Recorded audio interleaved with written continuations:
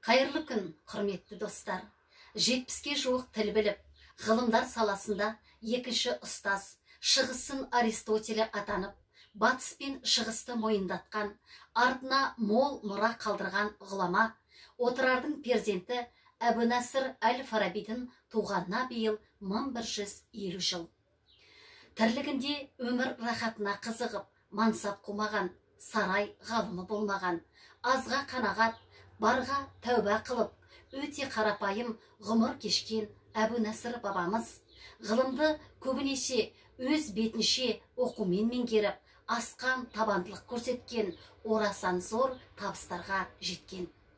Осындайлық ұлы даланың перзенттерін насихаттау мақсатында Бұхар Жырау ауданының орталықтандырылған кітапханалар жүйесіне қарасты кітапханаларды дамыту бөлімі біз сүйер ұлым болса сен сүйатты аудандық кітапханалық жобасын дайындап, жыл басынан осы жоба аясында ауылдық, кенттік кітапханаларда ақпараттық насихаттық шаралар, адамзаттың ұстазы атты тақырыптық көрмелер, ұшқан ұя Фараб туған елім танымдық кештері, Әл-Фарабидің әдеби музыкалық мұрасы атты әдеби сазды қонақжайлар, қайырымды қала тұрғындарының көз қарастары трактаты негізінде ізгілік акциясы, ендігі кезекте даналық сөздерінен челлендж ұйымдастырылып отыр.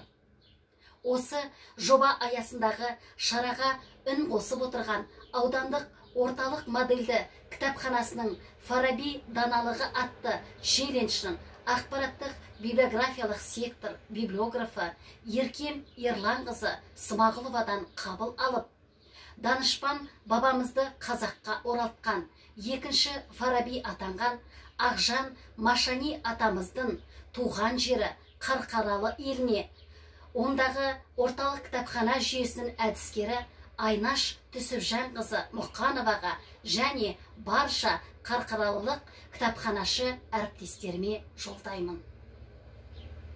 Шығыс әміршілерінің бірі Әл-Фарабиді арнайы сарайына шақырып, «Уа, екінші ұстаз, менің мемлекетінің болашағы қандай күйде болмақ? Болжалымды естігім келді» десе керек.